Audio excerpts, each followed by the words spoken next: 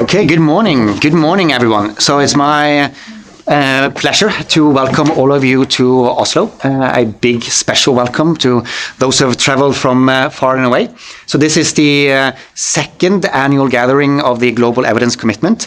We're getting some new members today, which we are especially excited about. So we have a full 2 days of program to discuss the state of evidence in the world.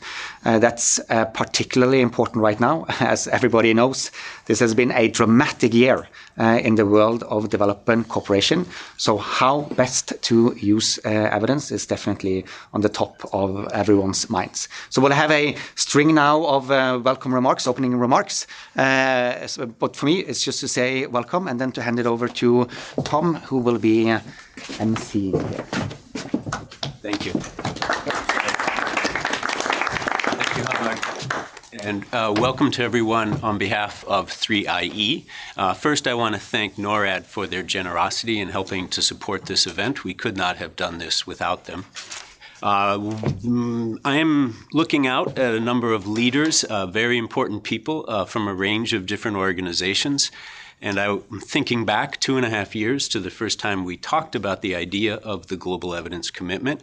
And it was the people in this room who asked themselves whether they could get their organizations to commit to greater evidence use as advocates for evidence within their organizations. And they've done it. They did it. They went and they got their organizations to make this commitment. This is now the second time they have come back and come together to sort of hold ourselves accountable and to share lessons about this.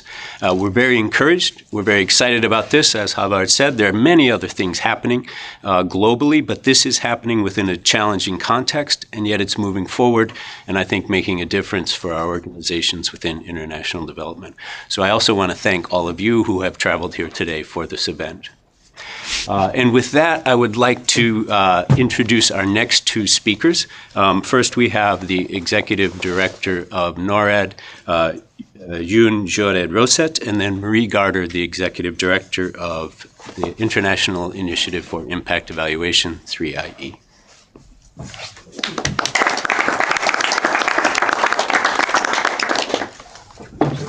Thank you. I think I'll just be here, try not to be too formal, but good morning and a warm welcome to Norad. It's good to see you all here this morning. And also a warm welcome to the Global Evidence Commitment meeting. I think it's a real pleasure to see so many colleagues and partners and leaders here today, all committed to advancing how we jointly use evidence and learning in development cooperation. In a rapidly changing aid landscape, evidence and strategic knowledge management is more important than ever. The world is shifting politically, economically, environmentally, and those changes demand that we stay grounded in what we know, while remaining open and adaptive to what we can continue to learn. For Norad, this is at the very core of our mandate. If you look at the instruction given to us by our sort of owners, the Ministry of Foreign Affairs and Ministry of Climate, we are here to manage funds with quality, knowledge-based, evidence-based. We are here to provide advice to the government, to partners, to embassies. And I think also then these discussions is very important for us in that regard. And then we're also here to inform the public about the results and the impact of Norwegian development assistance. So I think for all three columns on sort of our core mandate, the discussions here today are important for us, and hopefully we can also then bring something into the discussions with the knowledge that we work on and have. We, as I said, shall ensure that the Norwegian development cooperation is knowledge-based and cost-effective. When funding becomes more scarce, it is even more crucial to ensure that our efforts are as effective and impactful as possible. And I think I would also like to stress that I think we feel also, and you know, our responsibility as a large development agency with a country who continues to have a large development assistance budget. So to provide quality funding, to create results at country level is of course the most important thing. But I think for us, and also to maintain, a group of specialists, to have a team working in Norad, also together with colleagues in the MFA and with other experts. That is something that we have to continue doing, also because maybe in some other places those groups of experts are no longer able to continue their work. So I think for us that's also a choice that we make based on the priorities that we have been given. So we have a responsibility to provide and develop a strong knowledge base for our advisory role, and to highlight the need for new practices or policies when new knowledge indicates that change is necessary. This is both a responsibility and an opportunity to let evidence guide innovation and improvement, and to ensure that we continuously learn from the results of our work. Norway and Norad wants to be a leader in this commitment, and today's meeting is a chance to reaffirm that commitment, to place evidence at the heart of what we do. Thank you all for being part of this effort, and for your continued leadership in ensuring that our work remains rooted in evidence, guided by learning and focused on lasting impact for the people and communities we serve. I hope today's meeting will be a fruitful one, and that we together, also with new members, will continue to strengthen our evidence commitment for the future. Thank you.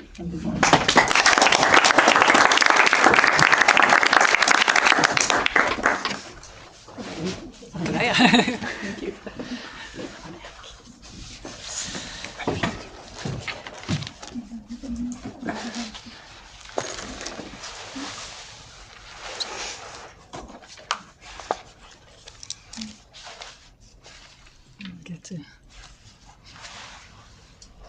Is this on? Yes. Good morning and a very warm welcome to all of you. On behalf of the 3IE, the International Initiative for Impact Evaluation, I'm really truly delighted that you've chosen to spend your morning with us in some cases, and some of you for the whole next 2 days, for the second annual convening of the Global Evidence Commitment, the GEC. Let me first begin by extending the heartfelt thanks to Norwegian Agency for Development Cooperation, Norad, and especially thank you to Director General Gunn Jorid Roseth, who is and Knowledge Director Håvard Mokleiv Nygaard, and your dedicated teams, Katrine Heggedal, Øyvind Fjell Solberg, and Anja Overgaard, for your partnership throughout the year, and so generously hosting this event. And also thank you, Ms. Roseth, for very inspirational opening remarks and the commitment from NORAD's side. To our GEC signatories, thank you for being the pioneers who make this community, as I would call it, possible, and for your and for being here today. And many of you having traveled far to come here. And, your commitment is really what turns this idea into what we hope to be a growing movement. Also, I would like to extend a special appreciation and thank to President Ilan Goldfein of the Inter-American Development Bank. He was, I would say, our first committed adopter and who hosted both the original launch in 2023 and last year's inaugural convening. And we will hear from him very soon through a recorded message. And then finally, a special appreciation is due to 3IE's Director for Evidence for Policy, Thomas Kelly, who you already heard from early on. And the dedicated 3IE team, Astrid Garcia, Audrey Portes, Esteban Quiñones, and Daniel Handel, who have worked on preparing the annual GEC meeting and everything that went up to what we're going to be discussing today. So let me say first a few words about why I thought GEC was important 3 years ago, or almost 3 years ago, and why I think it's even more important today. So 3IE was founded 17 years ago to help generate and use high-quality evidence to improve lives in low and middle-income countries. And over time, the amount of evidence has grown exponentially, as has access to it. Especially over the last few years, we have seen this. To name one important example of access, 3IE's Development Evidence Portal now hosts more than 20,000 impact evaluations and systematic reviews. And it will soon be enhanced with a chatbot that makes finding and applying evidence even easier. Yet, knowing what works is only part of the puzzle. We also need to know how well it works. We need to know for whom, and particularly at what cost. And that's why 3IE and our partners have been advancing cost-effectiveness analysis so that scarce resources can achieve the greatest possible impact. And Gunjorid also referred to exactly the importance of this.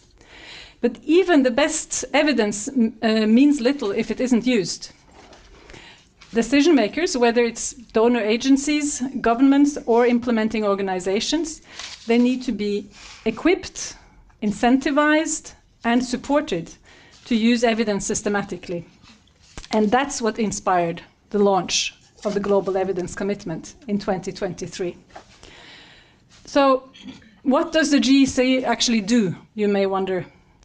I've been asked many times, so commitment, what does it mean? You know, is it just signing, right? Well, the GEC is simple in concept, but I would say transformative in ambition. It does two things.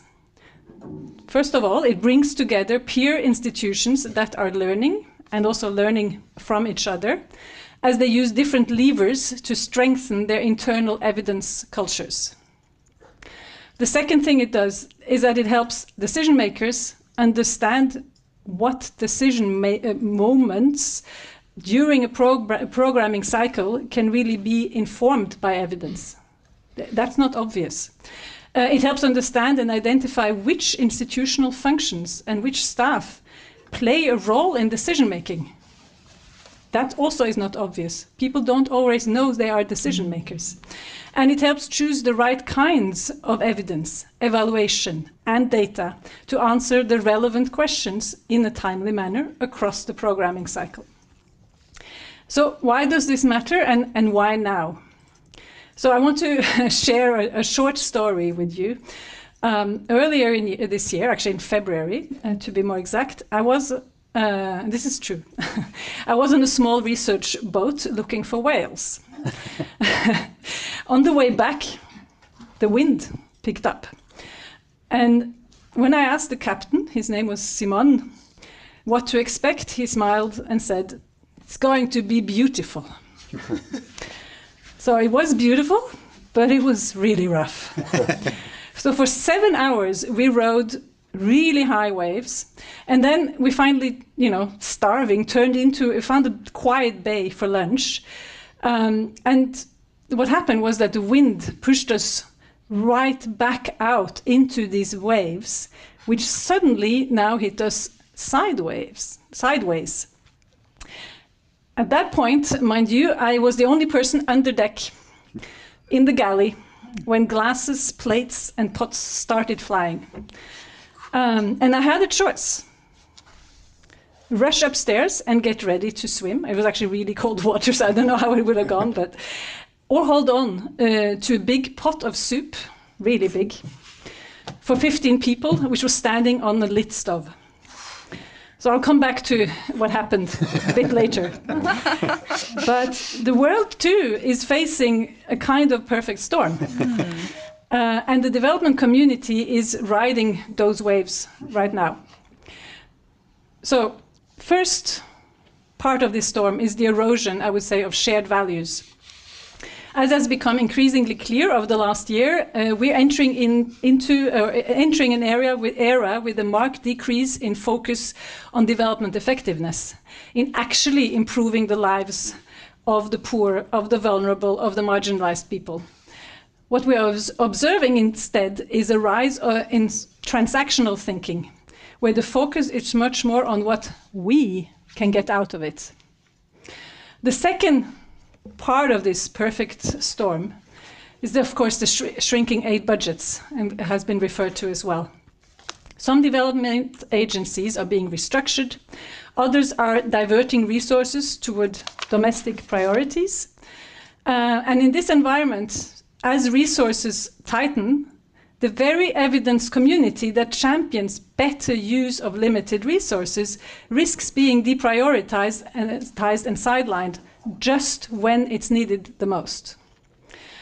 Third part of this storm is the information and AI revolution. So new tools, they can empower us, but they can also mislead if used uncritically. And when used indiscriminately by policymakers with little time or resources, or by agents with little interest in improving lives of the marginalized, they can become misleading and dangerous. So in this turbulent context of shrinking budgets, misinformation, and shifting values, more than ever, I would say a culture of critical thinking, a culture of evidence, and a culture of enlightened solidarity is what is needed in our institutions. At the time of scarcity, using evidence well is not efficient. It's a moral imperative. In fact, I think it's worth repeating what I said in a paper about institutionalization of evaluation into government 15 years ago. Namely, policymakers are experimenting with billions of people's lives on a daily basis without informed consent and without rigorous evidence that what they do works, has no substantive adverse effects, and could not be achieved more efficiently through other means. This still holds. This experimentation still holds. Although I would say and hope that things are getting better because there is more evidence. But this is also why growing the community of committed institutions is so important. When we launched the GC in 2023, our founding signatories were the IDB, FCDO, Norad, MCC, and KfW, with USAID joining in 2024. Today, we mark an important milestone as we welcome new signatories.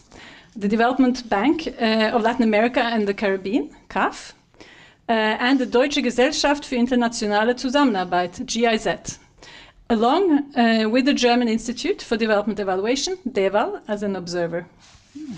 Together, these institutions form a growing community committed to making decisions more effective by grounding them in evidence, data, and continuous learning.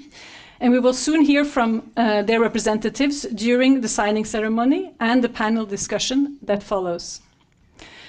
Let me take this moment to recognize all of you here, leaders, as we talked about, who are really driving these the internal reforms that make a difference. Building an institutional culture of evidence is actually demanding work. It takes courage, persistence, and also leadership. Over the past year, we worked with GC members to develop a practical self-assessment tool built around 5 levers: training, resources, incentives, processes, and signals from leadership.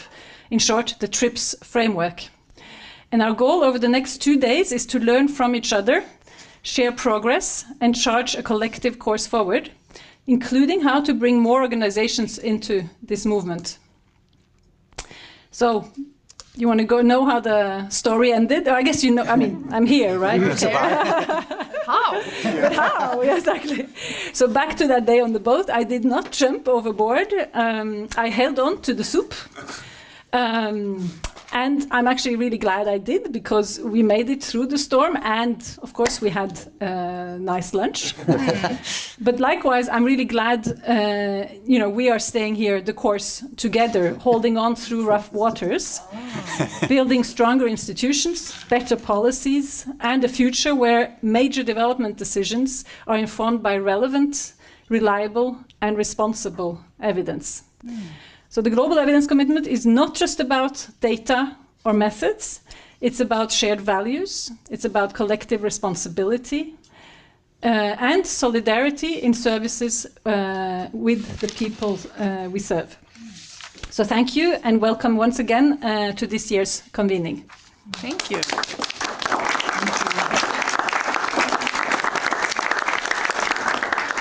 And with that, I promised you a video by and remarks by the president of the IDB, Ilan Goldfein, and we will show that shortly. If we're lucky. If we're lucky.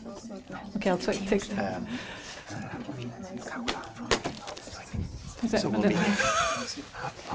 there's no lead sheet. Oh. Yeah, I was going to be like, yeah, I'm not going to do that. Not in public. It's a group of guys.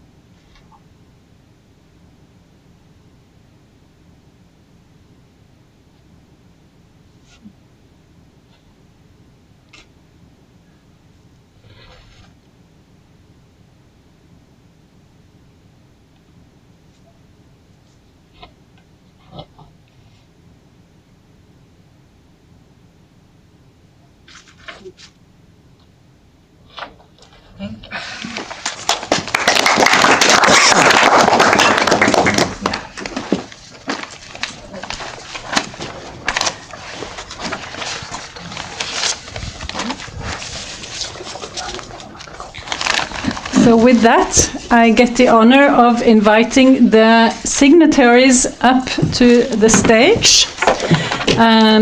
Let me invite Markus Steinisch from GIZ. Markus Steinisch leads the Corporate Strategic Evaluations and Evaluation Advisory Group at GIZ, where he oversees the planning, quality assurance, and follow-up of strategic evaluations and internal reviews. With over 20 years of experience in governance, decentralization, and disaster risk management, he has served in leadership roles in Tunisia, Bolivia, and Germany.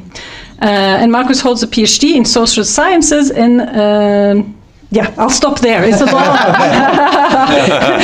You will see there are many long, illustrious CVs. Please sit down, and I will read up. Your colleagues will join you. Daniel Ortega from CAF. Daniel Ortega is the Director of Impact Evaluation and Policy Learning at CAF, the Development Bank of Latin America. His work focuses on the microeconomics of development, social experimentation, and impact evaluation of anti-crime and tax compliance interventions in Latin America, and he holds a PhD in economics. So welcome to Daniel. And then finally, but not least, Jörg Faust from Deval. He will be signing as an observer of the GEC. And if anybody wonders why we say observer, we can come back, but there's like different types of organizations, and evaluation and research organizations, like also 3IE, we're sort of in a different category from the implementers and donors. So that's the short version. Jörg Faust is the director of the German Institute for Development Evaluation, DEVAL, and an extraordinary professor of political science at University of Duisburg-Essen. And he also holds a PhD in political science. Welcome to the three of you. And what will happen first now is that we have, you all have the pamphlets and the commitments inside, and you will sign where your name is is marked, and then you will swap around. We actually physically signed something that says.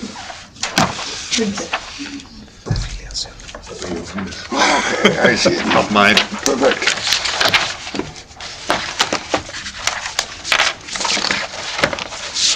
I hope you have been practicing on your big signatures. Signing and smiling, you've got to really practice, guys. It's important for the social media. Yes, thank you.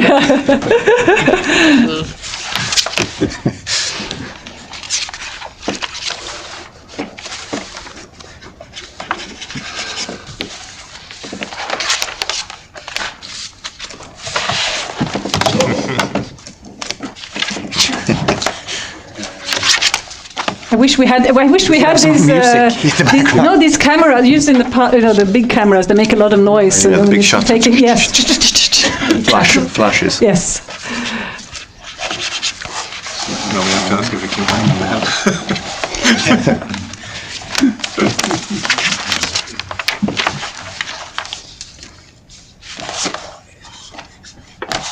So, and at the end of this, we will now have.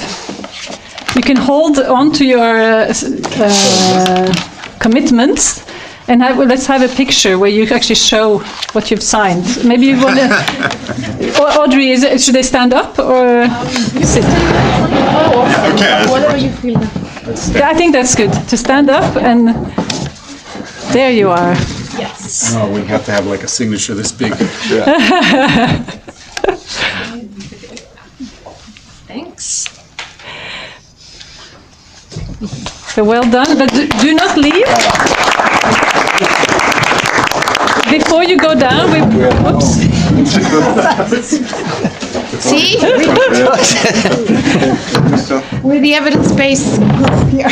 So before you go down, we also would like to invite all signatories. Yes? Oh, we do that and then the other. Okay, good. All right, so now let's go in the order you were presented, and your remarks, please, as signatories.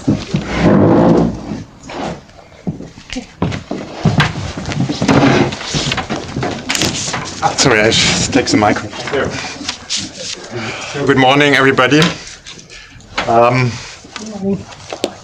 As a service provider in the field of international cooperation for sustainable development and international education work, GIZ has over 50 years of experience in a wide variety of areas, including economic development, employment promotion, energy, environment, but also peace, security, and others. The diverse expertise of GIZ as a federal enterprise is in demand around the globe, especially from the German government, from the European Union, but also from the United Nations, the private sector, and governments of other countries. Our employees, about 25,000, more than 65% of whom are national staff, work currently in around 120 countries in about 1,700 projects and programs. In times, as we heard, of increasing budgetary pressures, well-founded and evidence-based knowledge about the effectiveness and performance of these projects and programs is more important than ever before in order to use resources not only appropriately and sparingly, but also effectively, and to prove the legitimacy of development cooperation. The bottom line for us, for all of us, is we need to be as effective as possible to make the biggest difference for all people in the face of global challenges with limited resources. Excellence, standardization, and innovation are main concepts of GIZ's current corporate strategy. The use of evidence is an important part of GIZ's commitment to excellence in implementation. High effectiveness is the key element of excellence. The use of evidence is thus both the basis and proof of excellence and an important building block that contributes to the ambition that GIZ is in demand worldwide for the impact that is delivered. Evidence also plays an important role in our current standardization of our product portfolio. A product kit that can be used in project planning and implementation for various projects in the same sector should be built on proven assumptions about effectiveness. By scaling up this way, the biggest impact can be generated for a large number of partners and target groups. But generating evidence is also important in the context of innovation, because proven effectiveness of new approaches is a prerequisite for transferability and then later standardization. In sum, evidence is relevant in all of GIZ's core processes in the development of approaches, the exchange with partners, design, implementation, completion, learning, and quality assurance. GIZ's evidence policy that was adopted in 2023 is guided by the following 5 goals.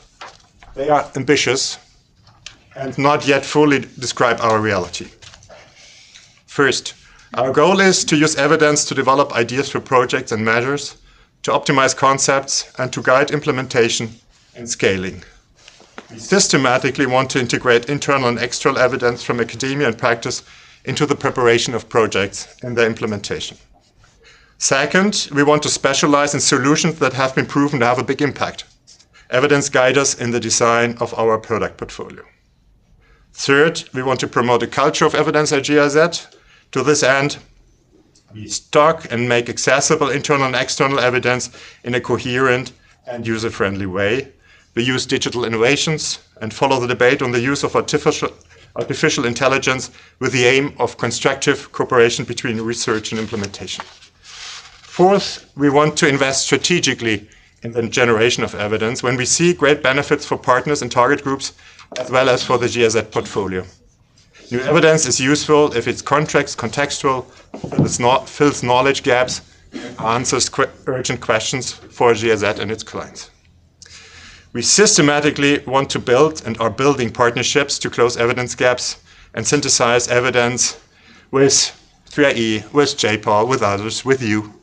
To this end, we want to exchange evidence with other international organizations, share learning experiences, and use external providers and scientific networks and dialogue with scientists.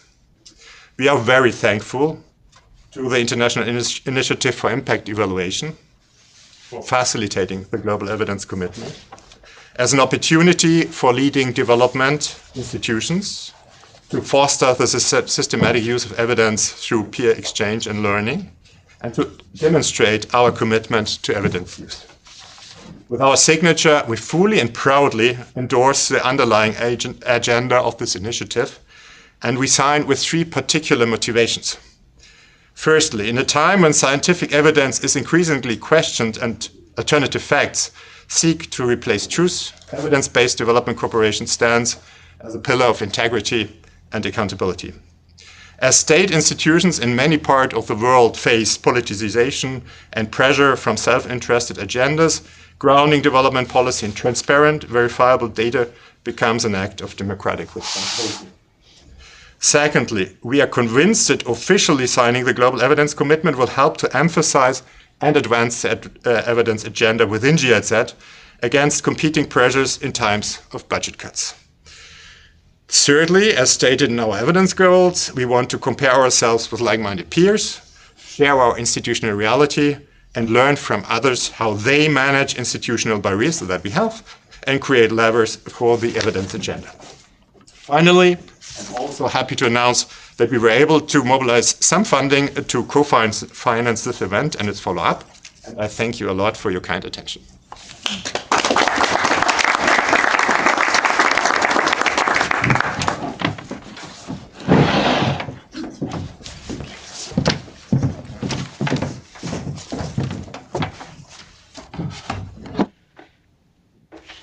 Okay.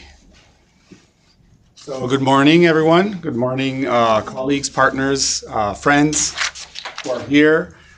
Today marks a significant milestone for PAF as we join the Global Evidence Commitment.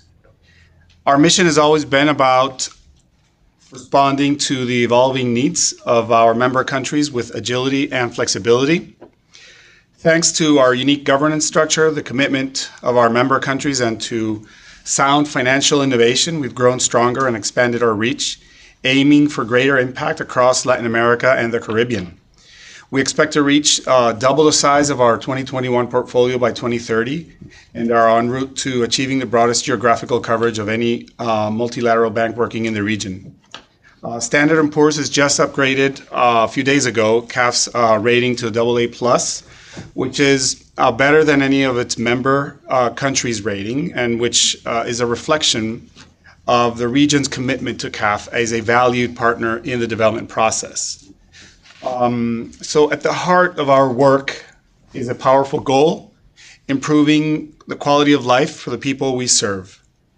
So high impact comes not only from selecting and designing the best possible projects to be financed, but also from creating externalities from those projects onto other projects or policies that may not have our finance. The reach of any of our organizations' balance sheets pales in comparison to the size of the government financing needs. So it is essential that our actions have an influence beyond the projects and activities we finance. Excellence at CAF means making decisions based on solid evidence. And we have embedded this idea in the project cycle. Before each project reaches the first investment committee for inclusion in the financing pipeline, it comes to the development contributions and impact evaluation team to be assessed as a potential priority for impact evaluation or not. So in addition to determining whether a rigorous impact evaluation should be recommended, which we do based on the evidence gap and on the technical feasibility of a credible impact evaluation, we carefully review its theory of change against global research and provide feedback to the operations team on the supporting evidence and what it suggests for making the project more impactful. In addition, we provide feedback on the lessons learned from implementation challenges that emerge from our experience implementing similar projects in the region. This exchange forms the basis of our recommendations for supporting projects through technical assistance as well. We also use the best available evidence to tell the story of our impact in each sector through Impacto CAF, which is a public-facing initiative started 3 years ago that describes CAF's supported projects by sector, then leverages the best available science to infer the expected impacts, and then provides a narrative on the likely impacts that may be expected from the CAF funded projects. This supports the organization's efforts in framing its activities in terms of the impact they have. With 56 completed impact evaluations, we're proud to contribute also to the global pool of knowledge as well. But obviously, we know there's still a lot of work to do. Evidence-based practice is central to CAF, and we recognize that challenges still remain, and that's why collaboration matters. It matters a lot. And by joining the Global Evidence Commitment, we're embracing new opportunities to learn from others and work together for greater collective impact. The convening also comes at a time when a broader collaborative effort is underway to improve the evidence use across all of social sciences. Some of you may have heard of the Evidence Synthesis Infrastructure Collaborative, ESIC, a groundbreaking initiative that promises to deliver a step change in the global evidence architecture. I'm confident that these partnerships will help us and our peers achieve even more. And if evidence is our soup, I thank Marie and 3IE for holding on to it so that we can all survive. Thank you.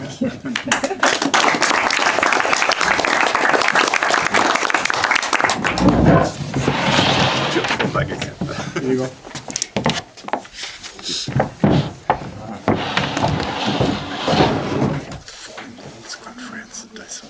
Yes, ladies and gentlemen, colleagues, Marie,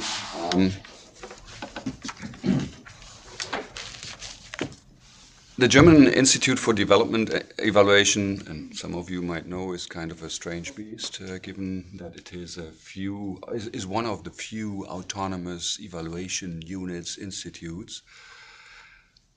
not implementing projects and programs of development cooperation, but instead solely standing aside, criticizing, knowing better, and of course asking for the use of evidence, particularly for the use of our own evaluations.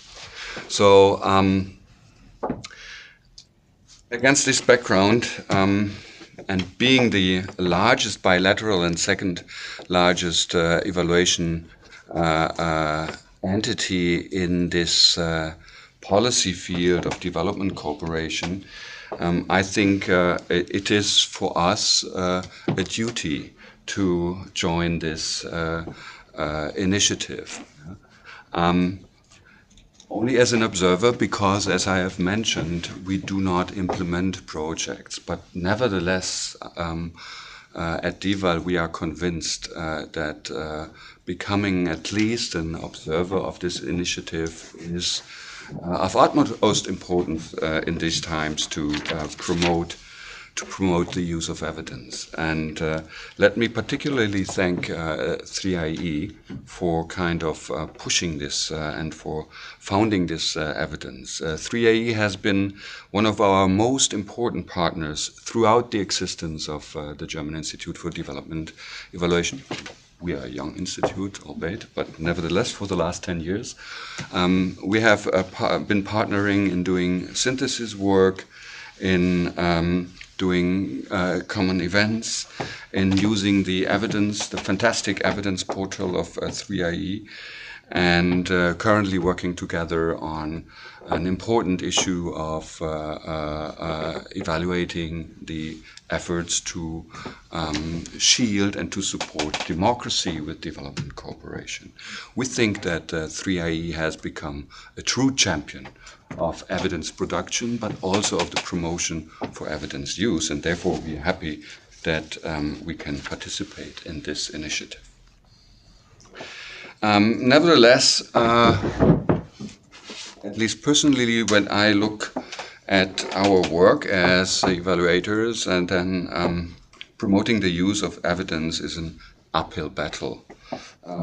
There's a lot of rhetoric interests and rhetoric commitment. So name it, you find any institution in development cooperation, be it multilateral, be it ministries, be it implementing bilateral institutions, and everyone will tell you that the use of evidence is at their heart. However, if you look seriously, and if you then there are a lot of constraints. There are time constraints, there are bureaucratic barriers, there are vested interests, political, bureaucratic ones, there's scarcity of resources, all standing in the way of an effective use of the evidence being around. So actually, from a perspective of a supplier of evidence, and hopefully in interaction with those on the demand side, we have to really work hard to develop mechanisms able to overcome these barriers to the use of evidence. And there are already some formal, hopefully at least, formal mechanisms in place. Yeah? So in our evaluative work, we have reference group meetings, which are important entry points for evidence during the process of doing evaluations. We have, of course, the monitoring of recommendations in many of our organizations. And we should give more importance to these monitoring mechanisms because they are somehow an uncomfortable but very effective way so that practitioners, implementers, and policymakers take evidence and findings from evaluations and recommendations more seriously than they often still do. And then we have common dissemination mechanisms, and we have, of course, a new wave of AI initiatives, chatbots, and the evidence portal is, of course, one important tool that seek to make evidence more accessible to the users. And in this regard, we also, particularly in times, as Marie has mentioned before, where collective action is more difficult to achieve, we should invest heavily in collective mechanisms of using more efficiently the evidence available. And I think the Global Evidence Commitment is such an attempt for collective action, such an attempt for collectively improving the use of evidence, and this is a very important thing, particularly in these turbulent times, and therefore I'm once again very grateful to be observer in this mechanism. Thank you.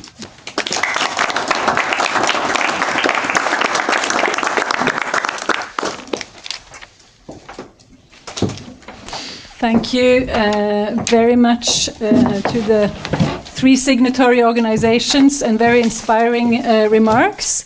Also, special thanks to GIZ for the additional financing that you referred to. I didn't mention that earlier, but this is highly appreciated. This is a labor of love rather than the project, so we appreciate that. Now, shortly, let me see. I think we're a bit ahead of time, but and that's good because that leaves us more discussion time later.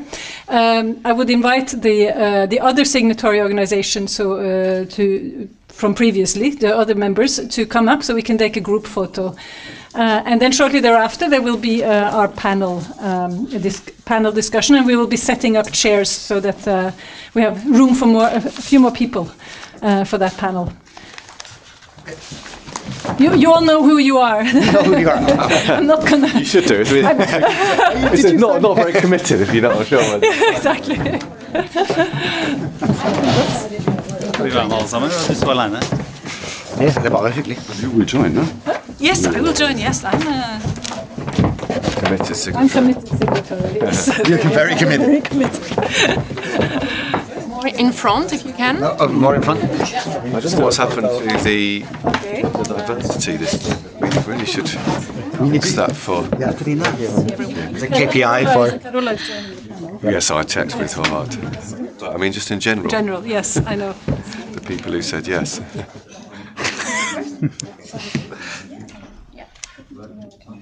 Okay. 1, 2, 3. Thank you so much. Thank you. Thank you. Thank you.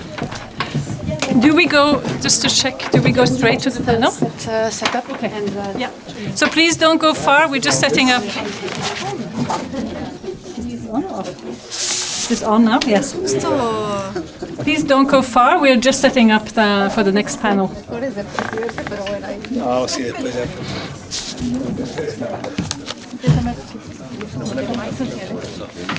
Do you guys do any work with ADB?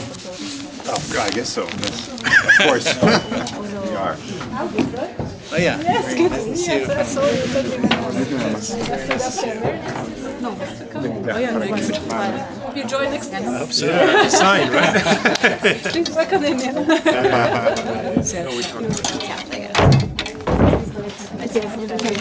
Find it useful. Kanskje jeg kan justere. Okay, all the details. So for you guys to sign this. Is det sånn liksom, eller vil du sitte? Is there any issues that come up? Skal vi se. Nathaniel Deciding? Or was her. it pretty much? Håvard.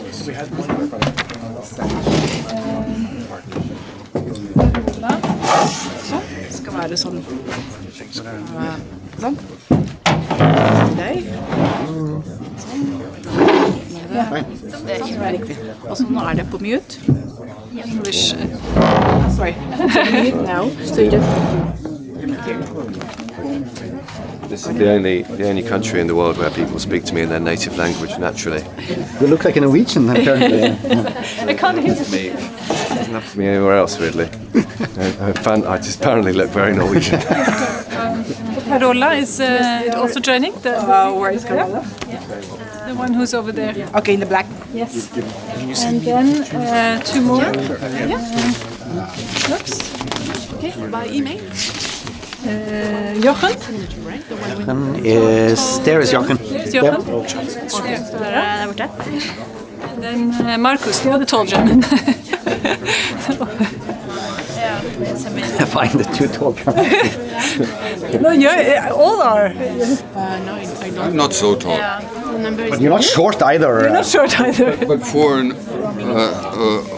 kind of original Norwegian guy, I'm average. But I'm actually exactly Norwegian average. Really? 181. Okay. Right in the middle of the bell curve. The biggest one, I didn't know that, are the Dutch. Yeah. They are, the average is, I don't know, I just, 185. yeah, I mean, going to the Netherlands is enough. I guess. Yeah. In your case, you're talking about So- the process. No longer refer to the soup because people who are now online haven't. We make loads of jokes about the soup. The evidence soup. Evidence soup. Sounds bad. But are they have they been following throughout? I don't know. I thought they. No, I don't know.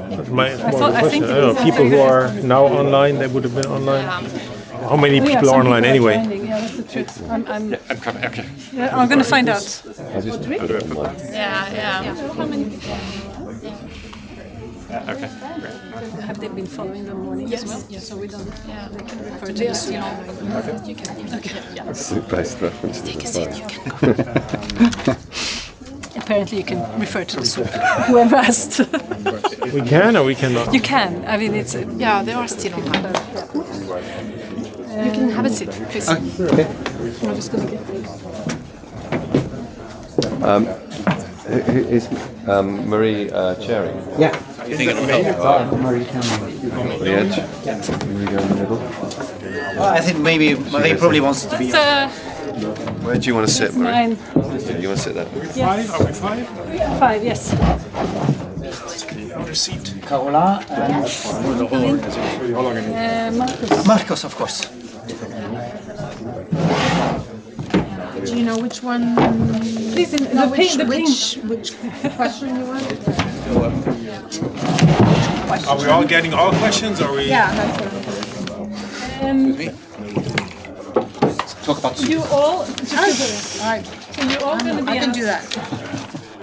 So you all going to be Also, I asking the knew first that. one. So not the board, but the middle. What? Sorry.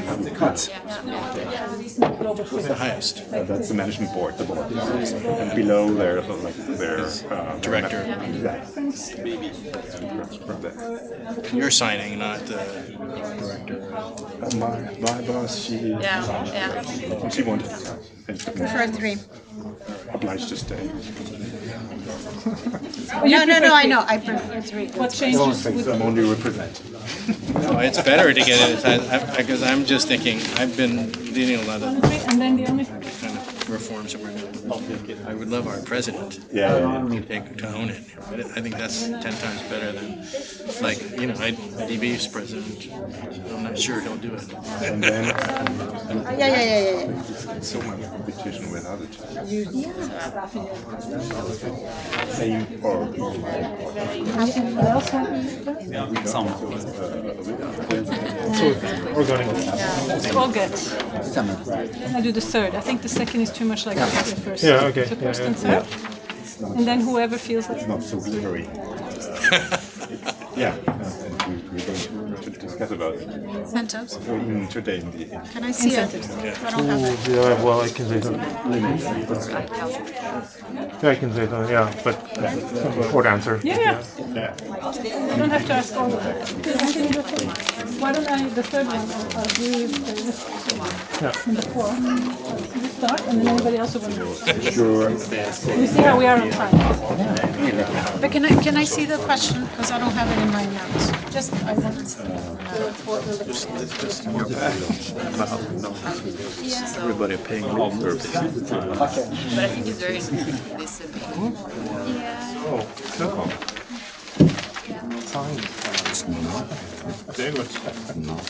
It's kind of paradise Definitely. created, Yeah. and then everyone is. The challenge I see so far. Good. All good. Yeah, they're full of stuff. Yeah, please be careful with fall back. I got it. I predicted he was going to fall back. No, yeah. Alessandra and I were like, you're going to fall back, you're going to fall back. He didn't, but the chair did. Yeah, thankfully it wasn't. All right, everyone, welcome back to the ones in the room and also those joining us online. I hope you have enjoyed the opening remarks in the morning, and and this is the continuation building on those. I'm joined here. The panel discussion is titled "Dramatic Changes in the Development Landscape Have Occurred in the Last Year, and How is this affecting evidence use, and what is the future?" Very big questions. And we're now sort of the panel discussion is a mix of current signatory organizations and also potential future signatory organizations. IFAD in particular. No pressure. No pressure. So welcome to all of the panelists. I'll introduce them. They have very long, distinguished bios, all leaders in their fields, all great academic backgrounds and all that. So I won't read a lot of that. I will just mention sort of the most recent positions that they have. So let me start with Nathaniel Bevan from FCDO, Foreign Commonwealth and Development Office. Yeah. Yes. So he's currently the Deputy Director Research in the Research and Evidence Directorate of FCDO. Formerly, he was the head of development at FCDO Nepal. I think that's when I met you first time. Yes. Yeah. Prior to taking up this role, he led the office's work on economic development when it was back in the day when it was known to be DFID rather than FCDO, and he was deputy head of DFID's evidence department. With a particular focus on improving how DFID uses rigorous evidence to inform spending decisions. So, super smack in the middle of what we're going to be discussing, basically. Then we have Håvard, that you all have met earlier today as well, Håvard Muklar Nygård from Norad. He's the Director of Knowledge at Norad. And prior to this, Håvard has been a researcher at PRIO, which is the Peace Research Institute of Oslo, since 2014. And he has worked with statistics methods and bringing new data science tools into peace and conflict research. His work has focused on conditions of violent conflict and peace, conflict patterns, and governance. Next we have Carola Alvarez, the person I've known the longest, I think, on this whole panel, from now at IFAD. So Carola is the Managing Director, Office of Development Effectiveness at the IFAD, which is the International Fund for Agricultural Development. She is also the chair of 3IE's board, so particularly happy to have her here. Previous positions include as Chief of Development Effectiveness and Strategy at the Inter-American Development Bank, and also Country Manager for the Andean countries also at the IDB. And behind many of their most exciting reforms in the past. And then we have next Markus Steinich, who you actually already been introduced to, but I'll just repeat briefly. He leads the Corporate Strategic Evaluations and Evaluation Advisory Group at GIZ, where he oversees the planning, quality assurance, and follow-up of strategic evaluations and internal reviews. And then Jochen Kluwe, who is the head of evaluation at KfW Development Bank and professor of economics at the Humboldt University in Berlin, School of Business and Economics. His work focuses on development and labor economics with a particular interest in the causal effects of labor market, social and development interventions. So wow, welcome everyone. And then I want to, now I'm going to get my ducks in a row here. Yes, so I mentioned in my introductory remarks the importance of recognizing the hard work you're all doing. And in fact, I was recalling last year when we had some similar panel, and some of you were even on the panel, others were not. But at that point, I called you heroes, even the Marvel Comics Avengers panel.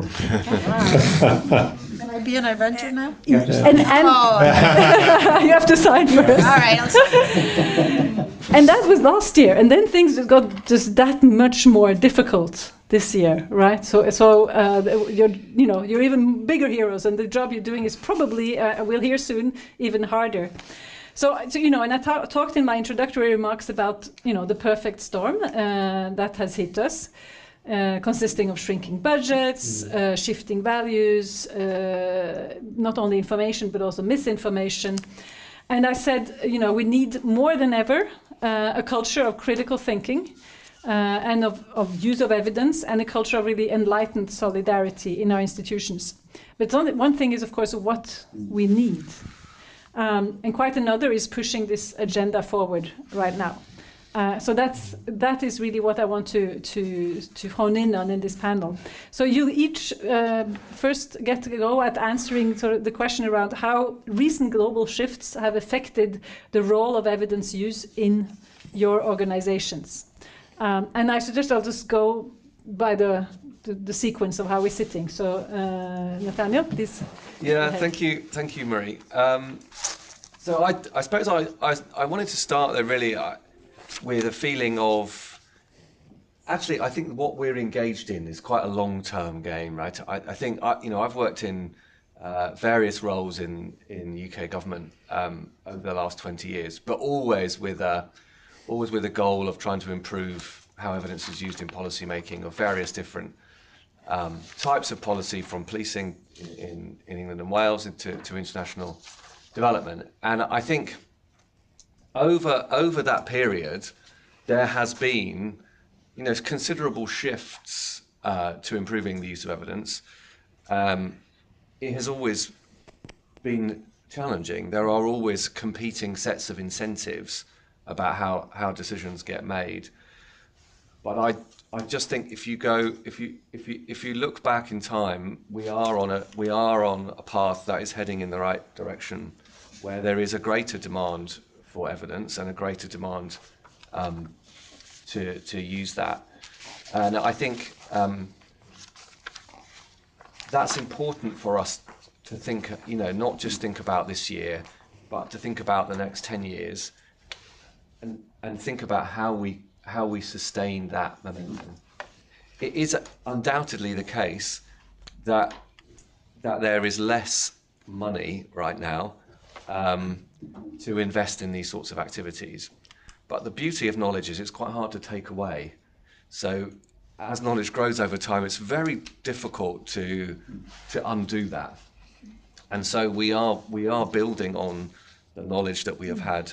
And I think, as you said, Marie, at the opening, there has, even just in the last sort of 3, 4, 5 years, a real growth in that use of evidence, and particularly around cost effectiveness, which I think is important. But I think we do need to, and certainly in FCDO we're very conscious of this, to continue to invest the money that we do have as well as we can. And that, as others have said this morning, places a real emphasis on evidence. I think for me, the other sort of shift right here and now is around, it's not just about money, right? It's about ways of working. And I think there are some opportunities here also that we see in FCDO. So certainly moving more from grant giving as a large donor to thinking more about partnerships and expertise. And I think, a shift that has started, several years ago really, but now is more important than ever. And I think research and evidence has a really important role to play in that. And expertise has always been, we see in FCDO that as part of the way in which we form those partnerships, right? It's part of the thing that partner governments in developing countries ask of us about how to make reforms on education or on health systems. and our ability to be able to do that well is absolutely dependent on our ability to have answers that are rooted in evidence, right? Otherwise, what's our offer?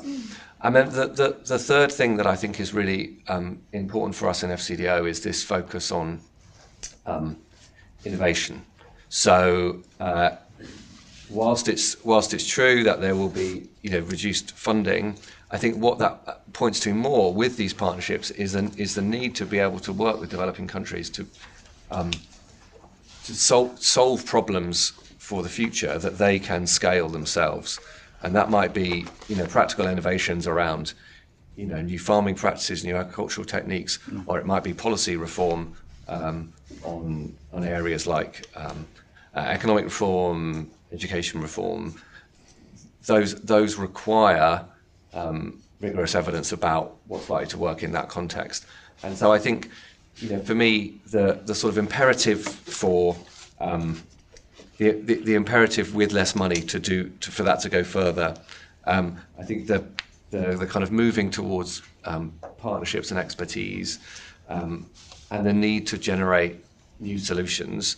That's going to be our focus in FCDO, and yes, that is going to be harder, but that's kind of what we're committed to doing. Excellent. No, I think that's really good insight. Sort of hopeful, but at the same time, basically showing that it's going to be, we're meeting harder times, but there are ways in which you can do things differently to get there. And also you said that we are potentially on the right path if we stay the course. So Håvard, does this resonate with you? How do you see it? And any sort of also differences in views would be interesting to hear. No, absolutely. I think I agree with everything that Nathaniel said, and I really, I want to underscore this, the idea of playing the long game. It's very easy now to get caught up in whatever crises you're in the middle of, but to think more long term, try to think strategically, not just tactically in all of this. I think that's key.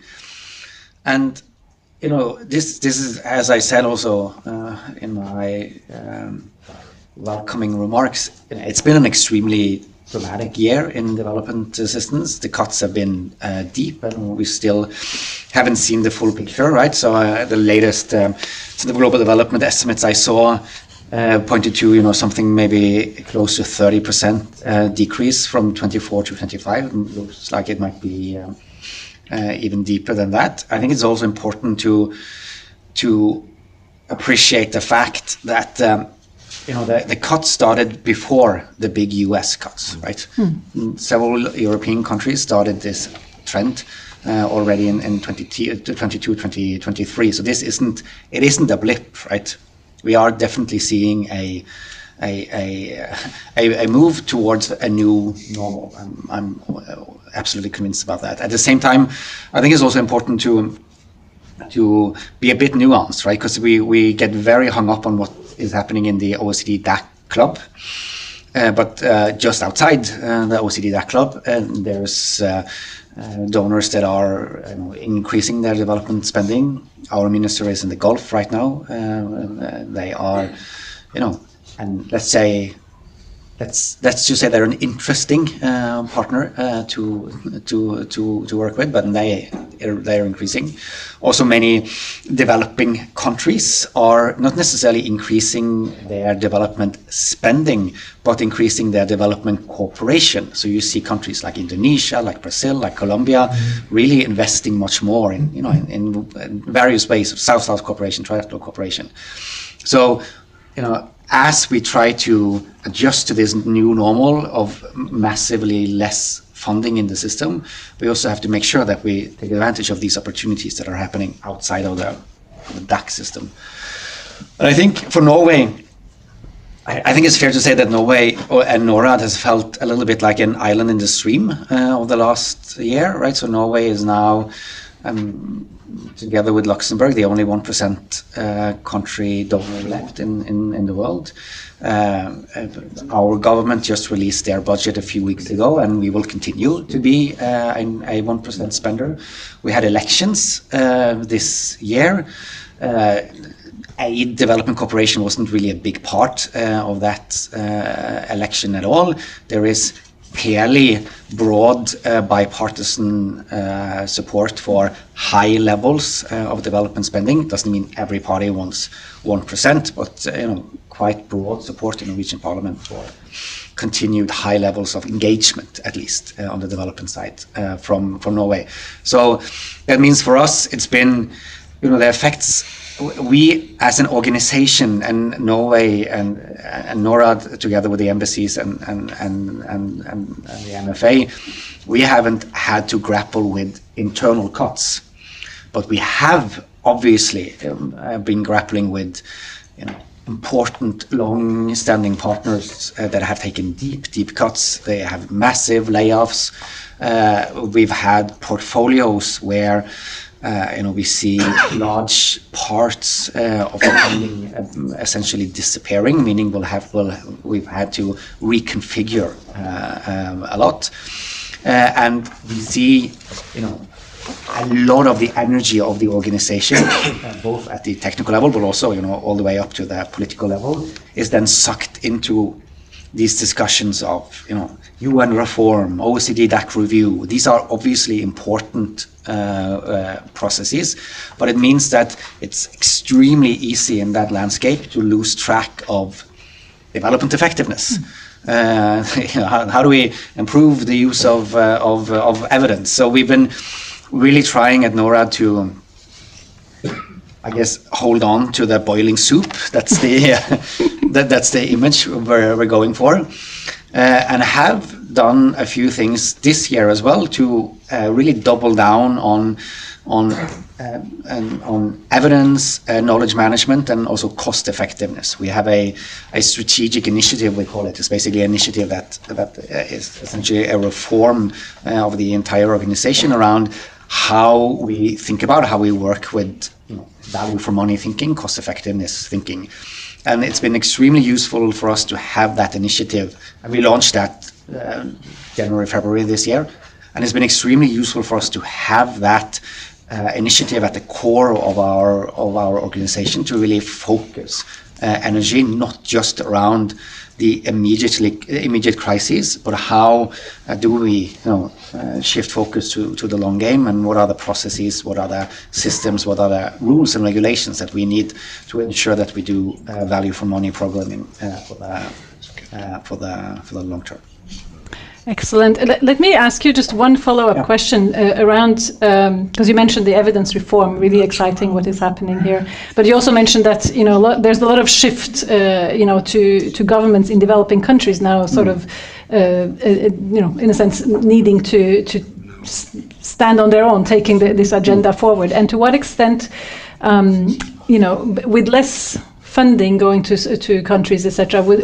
To what extent does also the pressure and the incentives in the countries then is that affected?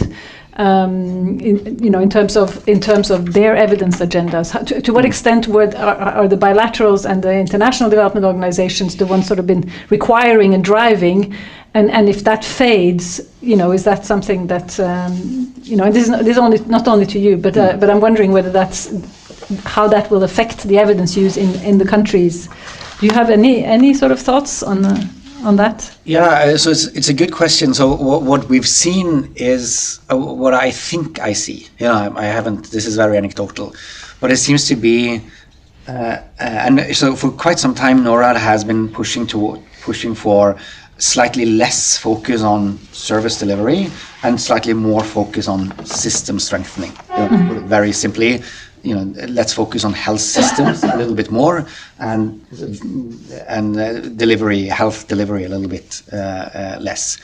And as the funding situation has changed so dramatically, we found more avenues to discuss that agenda. And I think also a number of, so we've had just actually in the last few months requests from governments that want to have more evidence-focused discussions with us than we've necessarily had in the past. And I've seen the initiative that 3IE, for instance, is doing with the Egyptian government. I think there seems to be a window of opportunity to have that kind of engagement with more governments. Now, at least I hope so. Yeah. Correct. Thank you, Carola. From your perspective and potentially various organizations, if you want to draw on more than one. No, I'll stick to the one I have now. Well, actually, I have two. But I'll stick to IFAD for a while.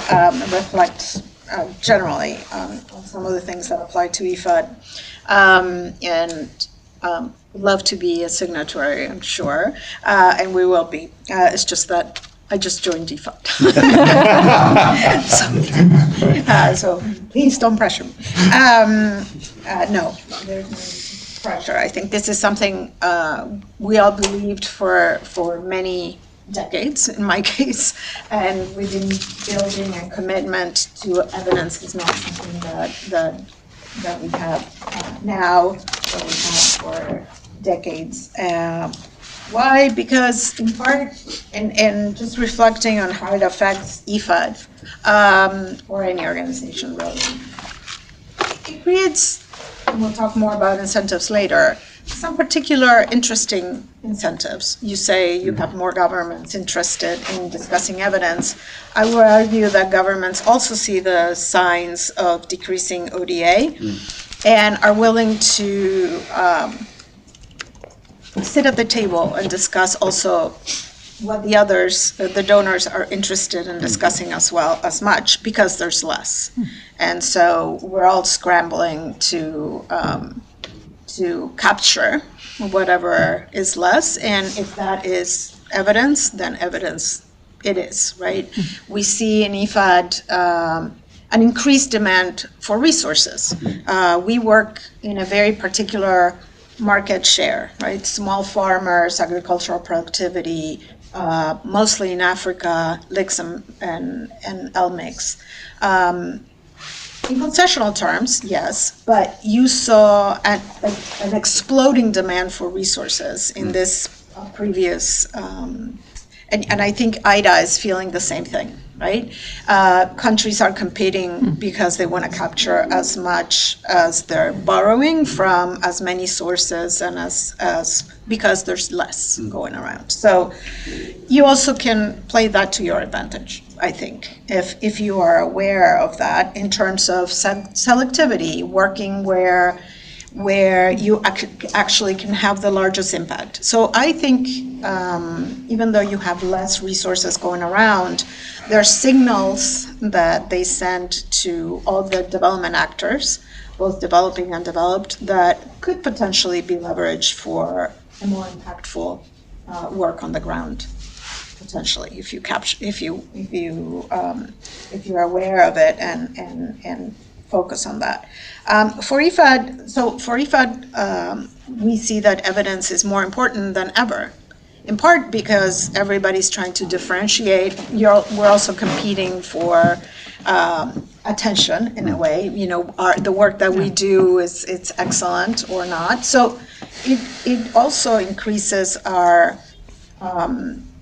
reflection on what we're doing. You know, is it effective, or how effective is it, or how are we achieving results? You also said, are we achieving results in the most cost-effective way? All those things are come to roost in a way at the strategic level in some of these organizations. Right? What is it that is more higher value added? Is it our strategic focus, the relevant one, or should we move up shift a little bit our strategic focus, especially for very focused organizations like IFAD? I'll give you an example. We're always focused on number of beneficiaries reached, or number of small farmers reached, and working with small farmers and poor farmers. But we knew from the vast literature on poverty traps that working only with small farmers wasn't going to have the greatest impact, correct? But now everything surfaced again, and strategically we're discussing, should we reach more, or should we reach less and have a deeper impact? And that is the kind of strategic discussion we're having with our members, with the board. Because we see that when we work together with others, when we work up the value chain, we have larger impacts. And so that is our impact evaluation last round of analysis. So that is informing our strategic direction as well. And it's making us think about, the trade-offs. Why were we focusing on a number of beneficiaries? Because that's what donors wanted us to focus on. So now we also have a more profound discussion, a strategic discussion with our donors saying, look, we see from our evidence that there's this trade-off. Where would you like us to emphasize? We think we could do this or that, or it would bring the private sector. We see in interventions, we looked at the last 15 years of impact evaluations, and we see that when you have a medium functioning private sector, aggregators with the small farmers, you have a fourfold effect on incomes and market access for small farmers. Of course you do. You need to sell somewhere. So those private sector are helping them actually access markets faster. But we see it in the data, right? So do we bring the private sector? Is our business model only public sector? A lot of our business model is very heavily project-based and public sector-based. So all these reflections are happening in our organization, how we use evidence to mark our strategy, but also to dialogue with both countries and donors, right? So I think, I'm a little bit positive in the sense that if used well, you don't even need to generate new evidence. You just need to tap and make those connections with the evidence that you had already to have more evidence-based discussions. So I'm a little more positive in that way. But it requires working with others because now, we're all sort of competing, the regional banks with the World Bank or whatever. We're very small in the landscape, not just what governments spend, what private sector spends or invests. So is our model direct financing, or is our model nudging and creating incentives and rewarding better or evidence-based results? So those are the things that we're thinking about at EFED as we move towards the new replenishment cycle. Very interesting reflections and sort of evidence as a competitive advantage in a sort of resource-constrained environment. And I like very much also the selectivity issue that you said, that goes all the way from the governments, but also towards EFAD, and you again have donors, so that works at different levels. Very exciting. Marcus, how does this all resonate with you, and what do you disagree with, if anything? I wanted to elaborate a bit on the situation in which we are finding ourselves currently in Germany, and I guess Jochen, Jörg, they could also complete this picture, but from a that perspective. So on the first hand, we find ourselves now, after the dismantling of USAID, as being the biggest bilateral donor, which is a comfortable, uncomfortable situation. Because at the same time, and that is thanks to Dewald's public opinion monitor, we know that public support is drastically declining. So the data are that in early 2024, only 47% of respondents favored maintaining or increasing development spending, a drop of more than 20 percentage points since 2022. So this is an important shift. And this, also interesting, skepticism spans the entire political spectrum of the respondents. And this coincides with budget cuts, obviously, dramatically ones. So when I talk about GIZ, what does that mean? It's at least a 10% staff cut that we are currently having. So it's still on a voluntary basis, but at least 1,000 colleagues from headquarters have to move in another direction. So this is public support, declining, budget cuts, and then at the same time we have a new government that emphasizes domestic interests, as we heard. So in our case, it's economic cooperation, it's access to raw materials, tackling the causes of migration, energy partnerships, all politically legitimate from a domestic perspective, but they shift the frame in which we produce and use evidence.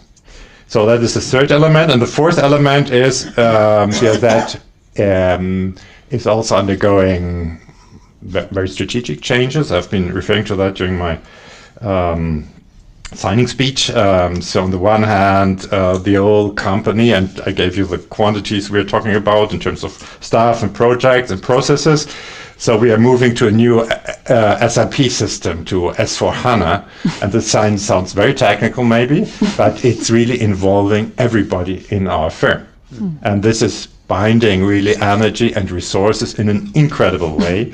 So we are switching the system on the 1st of January, and we are hoping exactly that, because otherwise we would not be able to do business if that doesn't work. So preparing, currently shifting is a lot of energy.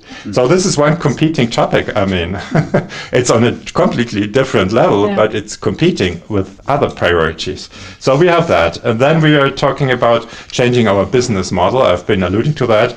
Standardizing more. So far, a lot is tailor-made, a lot of is reinvented project by project, and we have to standardize this process also because for efficiency reasons.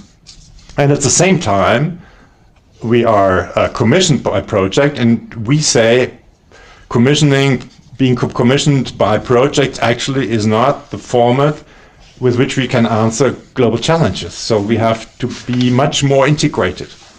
Over countries, over sectors, over delivery modes. So this is another discussion that we are having. And then, of course, artificial intelligence is also a new beast in town that we are trying to deal with. So that is, on the one hand, those are competing interests, but at the same time, it's energy. So we know the energy of the company is focused there, and we have to get in there. So we have to, and this is really not obvious, and in some aspects we really have to be superheroes. I mean, people are really focused, a lot of teams are focused on standardization. Yes, and they forget about, well, what would we standardize, and how do we prove that what we are standardizing is really effective? Oh yes, good point. We have to consider that in the future. So we are really working as advocates for this evidence agenda inside the company, and it's not evident, it's not obvious. There's nothing automatically we would say, but in our business, everybody has to think automatically about effectiveness. And we are always surprised that no, this is not the case. Because resources are limited, because the focus is on different things. And there have to be actors like the evaluation units that have to wear this flag of the evidence debate. So concerning maybe, so budget cuts obviously cuts also the evidence work, and not only concerning the evidence generation, but also the evidence users. So that is a challenge. Our models of impact needs to evolve, because now we have to generate in the future also concerning evidence about how we serve domestic interests. Do we have to build that in somehow?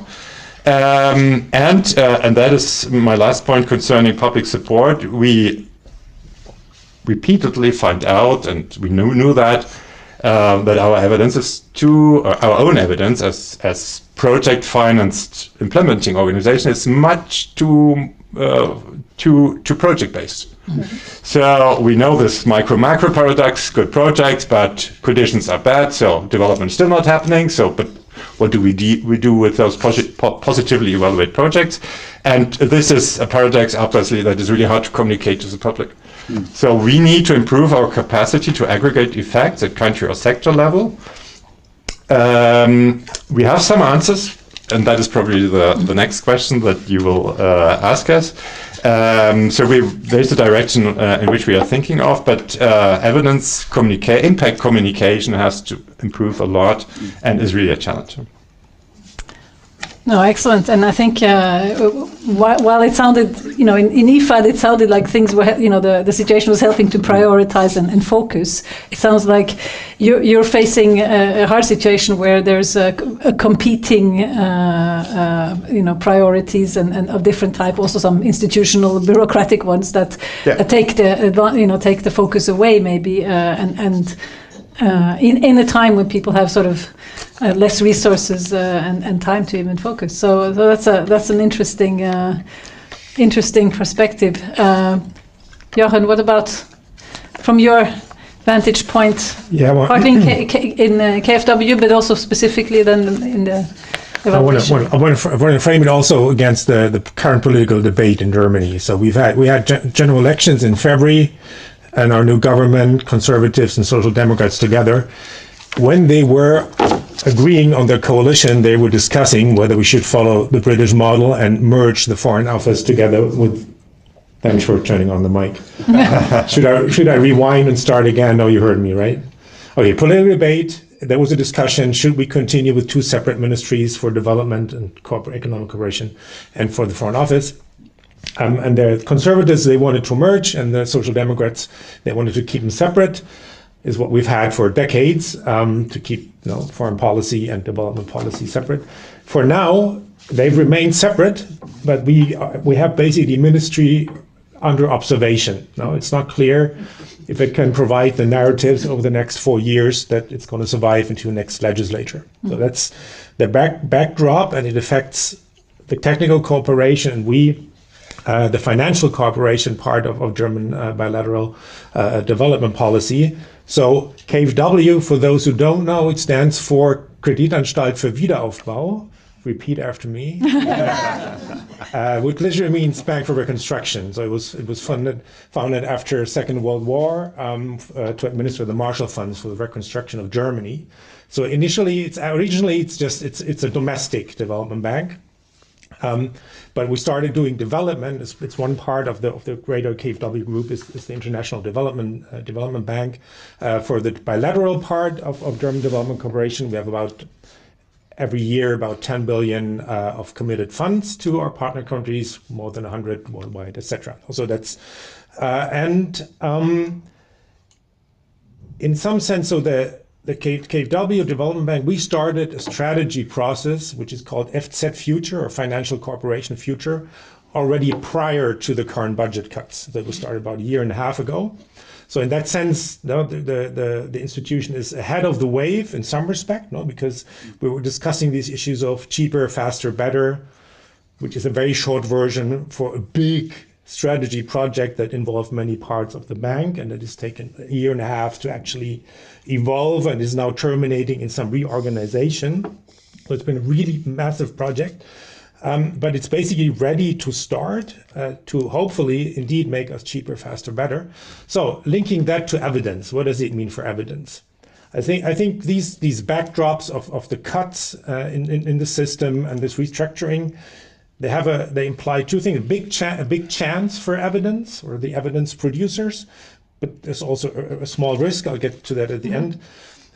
So the big chance is that I think people, I think Maria said that in her speech at the beginning, you could even theoretically assume that, hey, if we really want to be cheaper, faster, better, we need to have a look at the evidence.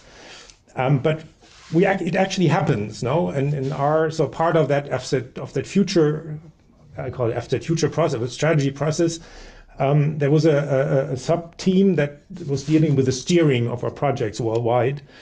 And they knew that we had produced a meta-analysis of our project evaluations with more than 1,000 projects from the last 3 decades.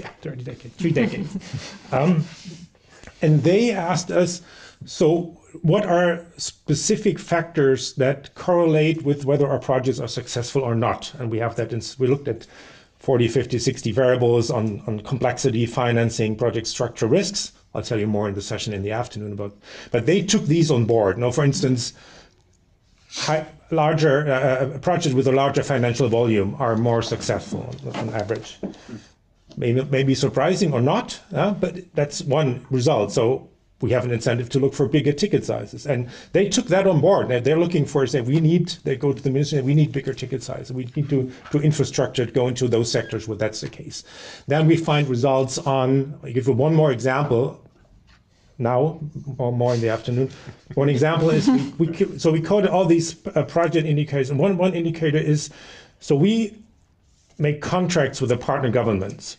So there's a moment when there's a formal agreement. So we want to do, both governments agree we want to do this. And from that we can take the time, how long does it take that the actual contract is signed?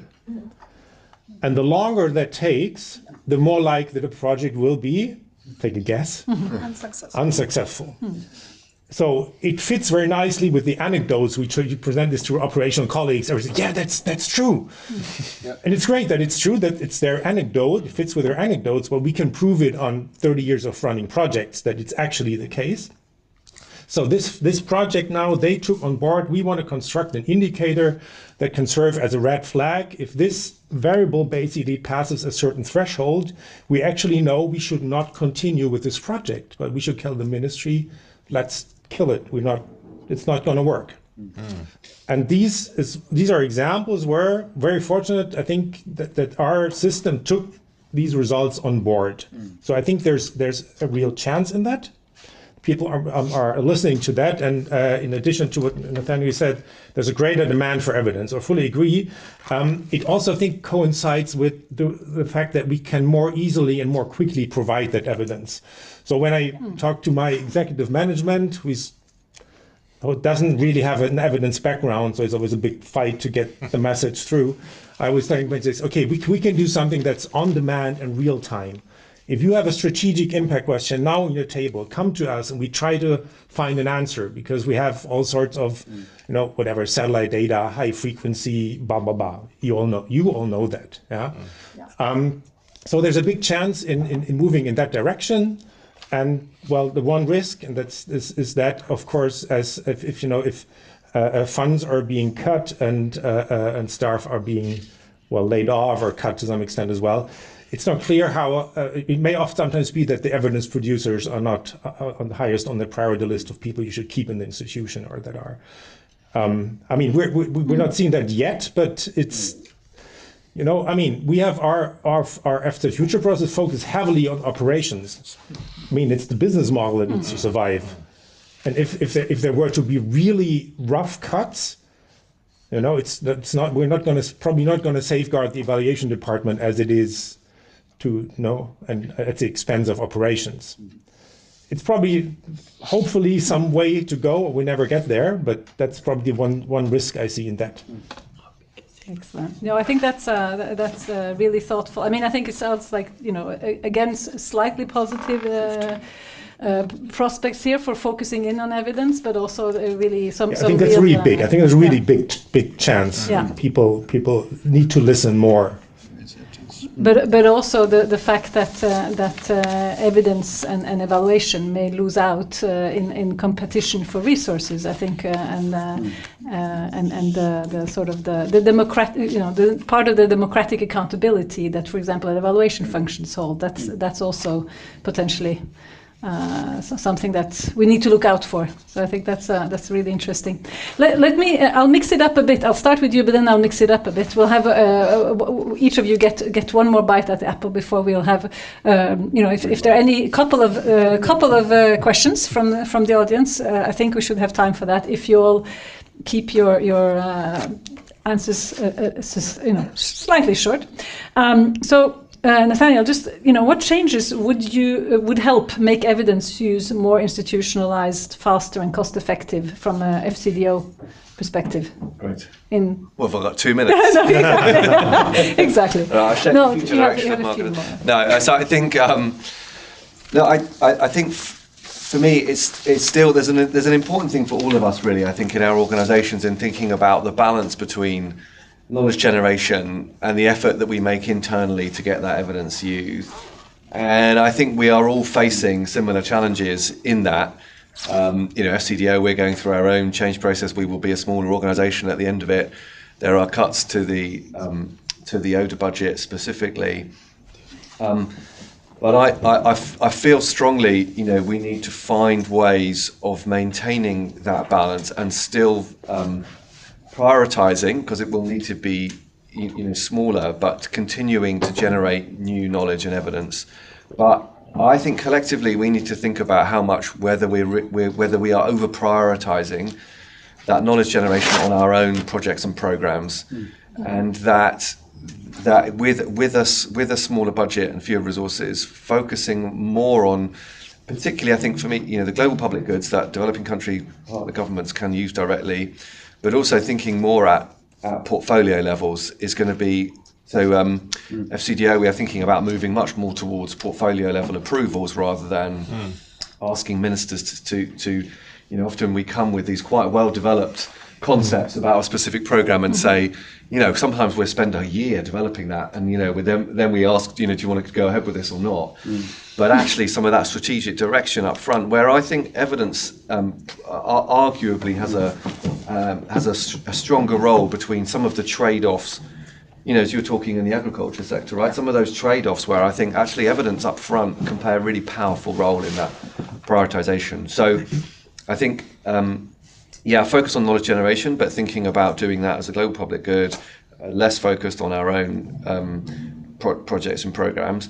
We've got the Research Commissioning Centre, which is led by 3IE and the University of Birmingham, which is an approach to try and look at how we can continue to generate that global public good evidence, but bringing in stronger principles around equity, greater voices, particularly from countries that we're working with in Africa, where the knowledge feels much more like the priorities are driven by those countries rather than by donors. But then internally, thinking about how we prioritise our evaluation resource.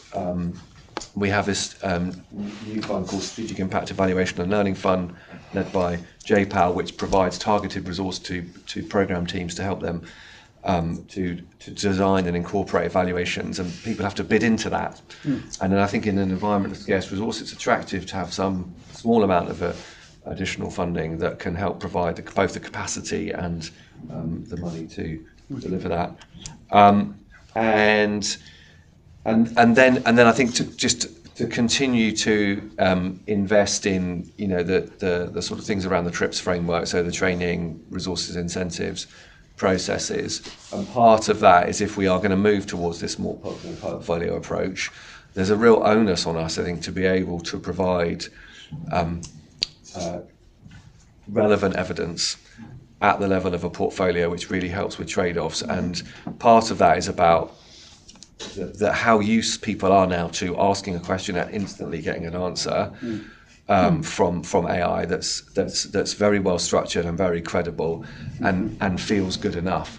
And there's a real emphasis for us, as you said, Maria. I mean, I think there's huge opportunities here, but a real emphasis for us to look at how evidence is used in that process and how we make sure that the kind of answers that people are getting back are based on relevant evidence. Excellent. No, I think that's it really resonates with me. This idea that not all evidence use and resources in evidence use is created equal, right? Yeah. Or to really sort of think through then, and with limited resources, where do we focus? When do we focus? What type of evidence? And the portfolio approach, I think, sounds also less inward looking. Fantastic. Let me, Marcus, do you follow up from your perspective as well? What changes would help make evidence use more institutionalized, faster, and cost effective in GIZ? You said you had some solutions up your sleeve, so I want to hear them. Yes, okay. First of all, concerning what Jochen said, that those future-looking, forward-looking strategies, they also offer opportunities. So as I said, because the energy of the company, what things that have to change is then focused there. So you have to, what was your picture with you have to surf those waves of energy, to come back to your sea adventure. And that seems to be possible. So concerning, for example, the standardization, and sounds maybe very boring to you, but a big thing within our company, we want finally to have up to 50 products that can be reused in an easy way, so that are really like taken from the shelf. That's a bit of the idea, or even ordered in online. So we're talking about like training modules for small and medium enterprises, or for farms, learning platforms, participatory approaches. So things that you can really put into a project and then integrate in a context-sensitive way in different projects. So we are there now that we negotiated that the future standard is we have to verify as evaluation department the logical framework, the impact model set behind it. But first of all, we need an impact model for each and every product. That is now settled, and we have to ensure the quality. And then, and this is now a budget that might be additional next year, we will have the budget to assess or to analyze the existing evidence for all of those products, because product owners will not have the time nor the focus. We are supposed now to analyze the existing evidence, the internal one, the external one, find gaps, and then work on that. So this is really, for us, a big thing as evidence advocates. Secondly, maybe concerning public sector support, macro projects good, but situation is not improving. What we have in the German Development Corporation are the so-called standard indicators that measure, for example, that they measure or they report all over the German Development Corporation, so KfW as well as GIZ. They report about, for example, number of people supported through peace building measures, people having improved access to food, completion of people having completed vocational training. So a lot of sectors. It's, of course, a reporting mechanism. It's not an evaluation mechanism, but it's a reporting mechanism that gives us an idea about what has been moved in a given sector. And we need to, in our impact communication, we need to join those two communications projects that are working, but what does that mean in the sector to have the context or for a given country? Well, that could be a way that we are working upon. Maybe a last point that we are also jointly working, DEVAL, KfW, BMZ, our main commissioning ministry, and us, is on an evidence chatbot, also us. We have a lot of evidence in our organizations. We want to make it much more accessible. So our evaluations within GIZ, 80 to 90 per year, 80 pages to for our planners to revise. Of course, we're doing cross-sectional analysis, but not on each and every sector. So this is really something that has to be much more accessible. We did it now with an interim status, also with an Excel-based tool, which is Excel and has all its limits. And we hope that this chatbot that we are doing together as German Development Corporation will really improve the situation and make it much more easily accessible what we have in terms of evidence, and is much more and do it in a much more efficient way with limited resources. Great, thank you so much. And just on that last point, I think it's interesting because we also discussed a bit of this last year. There are a lot of these institutional databases being created. So I think one of the things we probably will also discuss further is, while that sounds really great, but also how do you ensure that you cooperate across institutions, share databases, and back to the sort of more global learning, perhaps. So that's but very, very interesting to hear those developments. Now, Carola, I would like to ask you. One thing that we found out, both discussed last year, but also in our recent survey, around these. I mentioned these levers of change that institutions have: the TRIPS, training, resources, incentives, processes, and signals. And one of the interesting insights, I was very positively surprised to see how much, over the last years, there's been strong leadership signaling in many organizations and present here. on the importance of using evidence, of building a culture of critical thinking, of evidence use, etc. But one of the things that seems to be the weakest of these levers is the incentives. I mean, you talked a bit about the institutional incentives you now are seeing because of competition, but how are you, for example, in IFAD thinking about creating staff incentives or other type of more sort of micro incentives to really help spur this culture change within the institution, or culture development, let's say? Sure, thank you. So, we're thinking a lot about that because, in a way, and going back to your previous question, we're trying to get out or be very strategic about the use of knowledge generation or the effort that we put in knowledge generation. Why? Because I think we need to focus our resources and energy on evidence use, right? First internally, then within. Oh, you're on mute. On mute too. Yeah. How do you turn it On top. On top. Oh, on the top. Yeah. Okay. Ooh, yeah, that wasn't. So we're trying to we're shifting from knowledge generation. I started with this movement of evidence-based or impact evaluation in the 90s.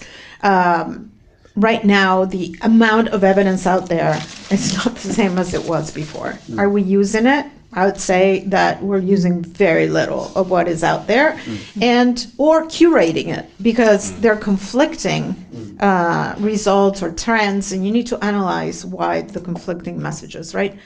So we're reducing, or we made a strategic choice to really focus our knowledge generation and focus on evidence use. What does that mean?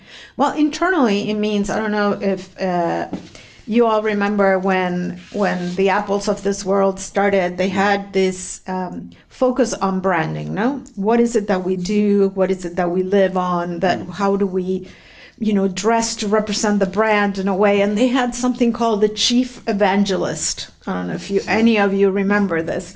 But in a way, it was a brand ambassador, right? Internally, it spoke and woke the talk of what it meant. And not saying that we're going to have a chief evangelist, but there's something there in terms of walking the walk. It doesn't. You have to make that connection, and communications is so important for me.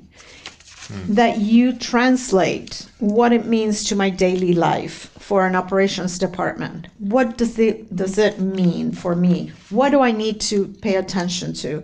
I was in Asia, in Bangkok, in our regional office a couple weeks ago, and what we're working on is a simple analysis of what types of interventions do we do with high frequency, with your help, actually, with 3IE's help, and how much evidence is there that those interventions work, irrespective of the country context. We'll leave country context for a minute there.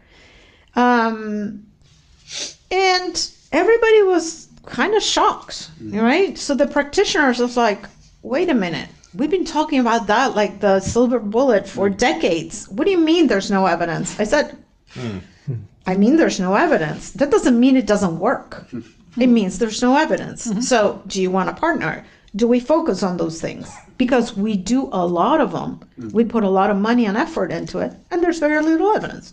So that kind of discussion, simple, but powerful, because it translates a whole bunch of research. Nobody asked me whether it was randomized trials, quasi-experimental, and what the average effect was, or where there was power. No, right? That is the curation part that needs to be taken by, and that's where I'm saying our team needs to put the effort on, right? The back end and make it credible.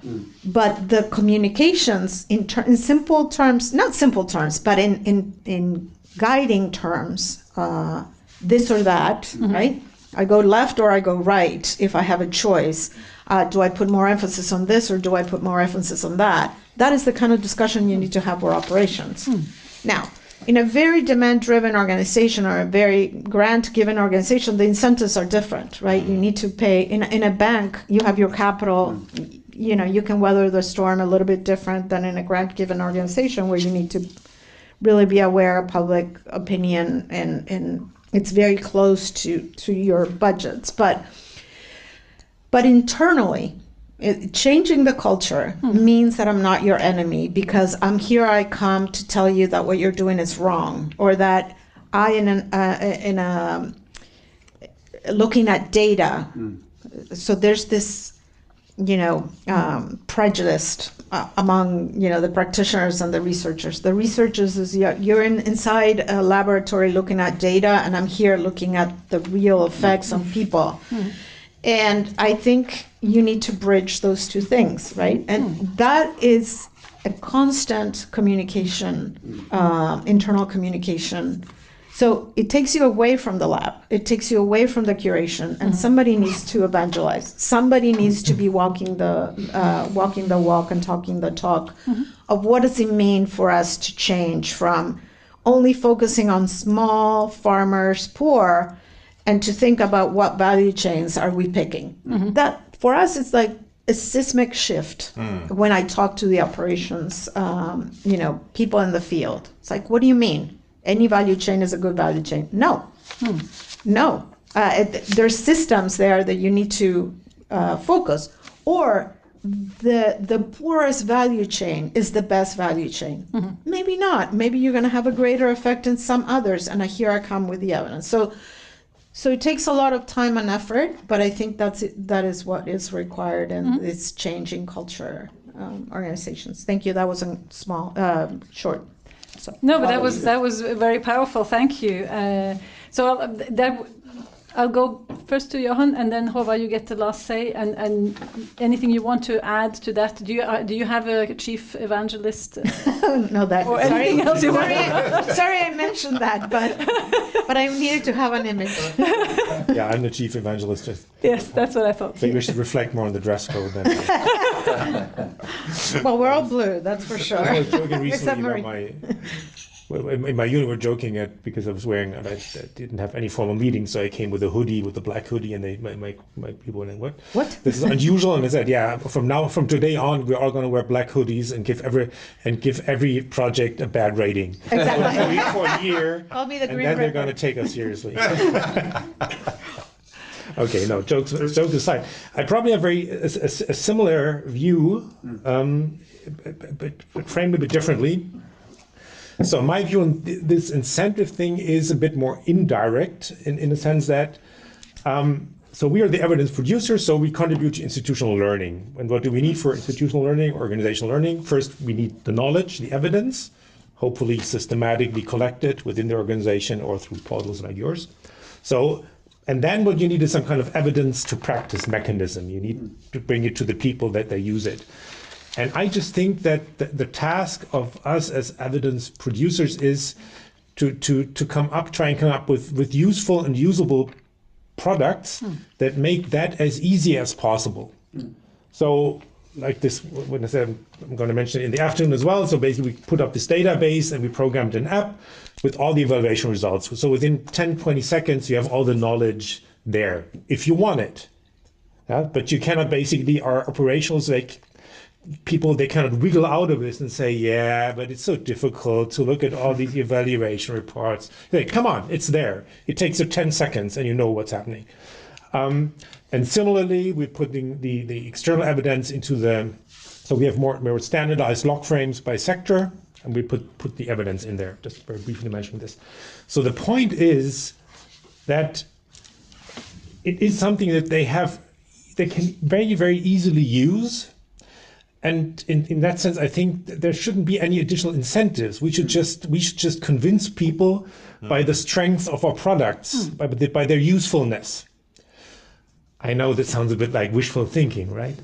Yeah. I know, but is it working? I'm a believer in that. Yeah. So in that sense, I think my task or our task is, you said you call it curating. Yeah. We need to abuse it in a way that all the operational needs just one click, and then they have it and they can plug it in. And maybe the ideal word in that sense, they don't even realize that they're using evidence in what they do. Maybe that's where we're trying to head towards. Thanks. Great, one click away. Is that going to do it in Norad, Håvard? Yes. No, but joking. I agree fully with Joaquin. So we score low on the incentives indicator of the trips, and we also struggle with the incentives. It's been very hard to get our heads around how do we structure the performance review process or the salary process or something to be, how much evidence did you use last year? Okay, then you get a little bit less money than that guy. No, it's not. That was a joke, obviously. But we are really instead trying to focus on, so we do very little knowledge production at NORAD.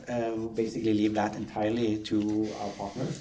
We very much see ourselves as a knowledge management unit, and a core task of that unit is to ensure that it is easy, obviously, to use the knowledge and the evidence, and also to really try to work deeply with our sector teams to help them see how, give them the tools, help them see how easy it is, and really also try to show the value of it. Right, and that's really where the proof is in the pudding for me. Right, is if the sector teams see, we did this knowledge management approach. That gave us something else. It gave us more value for money or whatever in the food security field or in the education field, and that in turn will create more demand down the line. So when we think about incentives, it's really that kind of incentives we try to think about. Excellent. Thank you so much. I promised, are there one or two burning questions in the audience? I know we are about the time, but I think we can take a couple of minutes. Yes, Oscar and Daniel. Yes. And I think there's a mic coming your way. Thank you very much. It has been a very interesting conversation. And for me, an aspect of I'm at the IDB, the Inter-American Development Bank, and one aspect that we're also building the one-click away tool, and we are all trying to do the same sort of thing, but something that we have tried to think more systematically is about what we're calling tacit knowledge, and the knowledge that is created during the operations.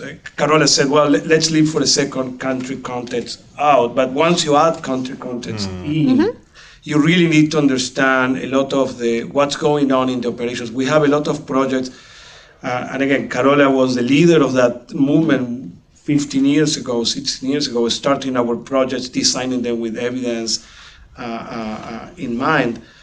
But a lot of our projects, even when they're very well designed, then they fail in implementation. And they fail in implementation because there is other stuff going on that we are not very good at recording, understanding why this particular project that the evidence said should have worked, it actually failed here.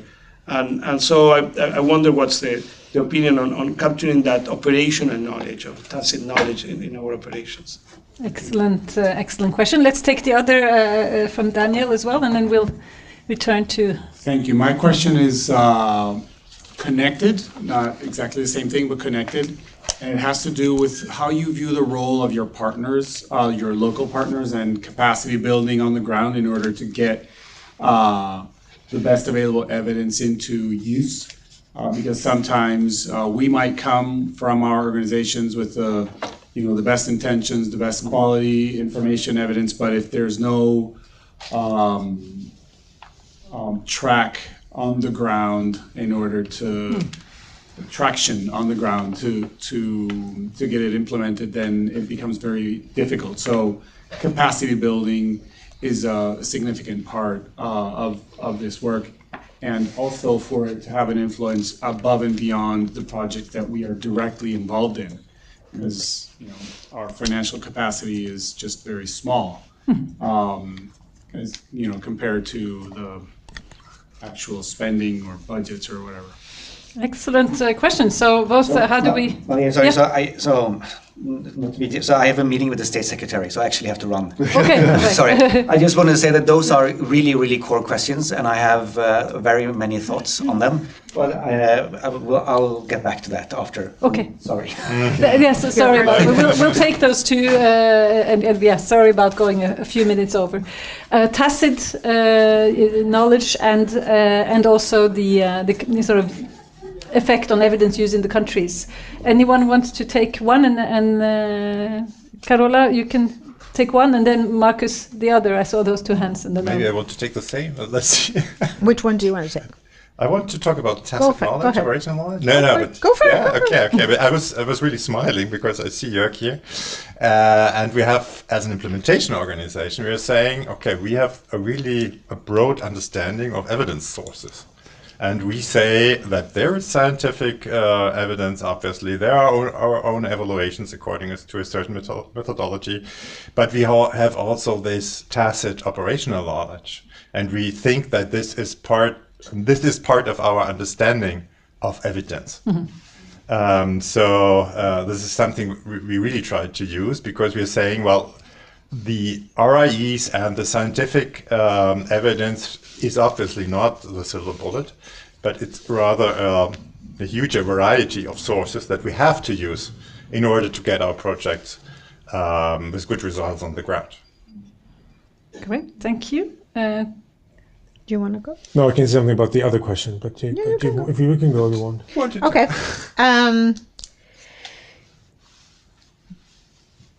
This is a reflection of many years, not one organization or other. And I think the incentives to, we discussed that we are small. We discussed that the opportunity cost of financing is high. We put a lot of supervision and effort on the implementation. And I think we need to, and we're very project-based, but I think some organizations have different incentives than others in terms of declaring failure. Meaning, one, walk away when it's not working, and don't finance it. And because, and that's your understanding of a little bit, you were saying some of these institutions were created post-World War as the Bretton Woods institution. It was financing. It was financing, and it's no longer financing, right?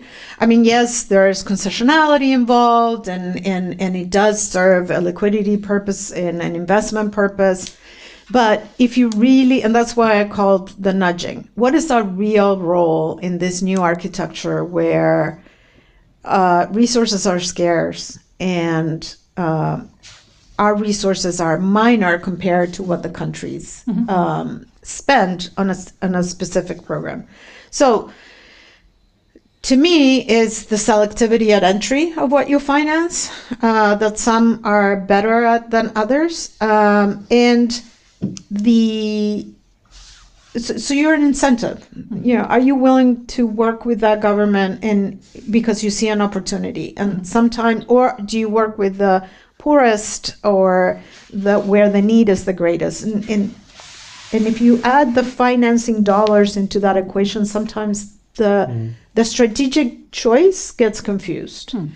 So I'd say, what I see in IFAD is that they have lower than, I would say, strategic selectivity. They have a very high selectivity because they're focused on but they're not choosing, optimally where in the value chains or which value chains they're in a longer term.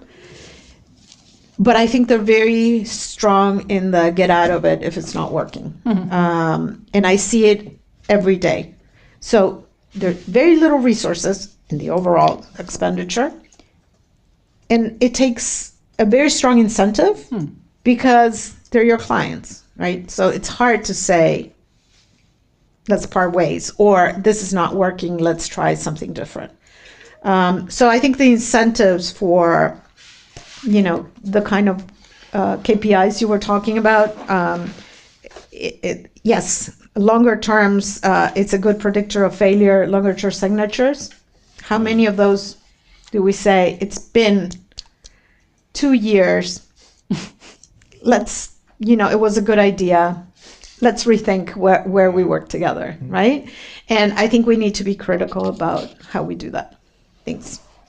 Thank you so much, and thanks for first of all for an amazing. I'm not going to try to summarize, obviously. I'm too late. You're too late, and he was also. So no, we're going to continue in the afternoon. We're 10 minutes over, so in respect of everyone. Although I would love to, but we will continue in the afternoon.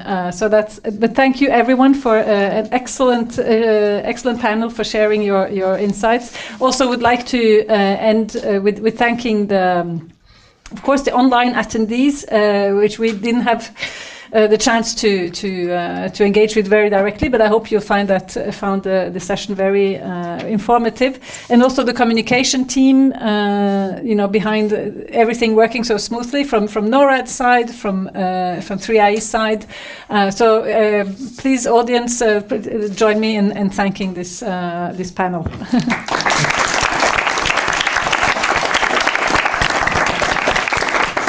Sorry about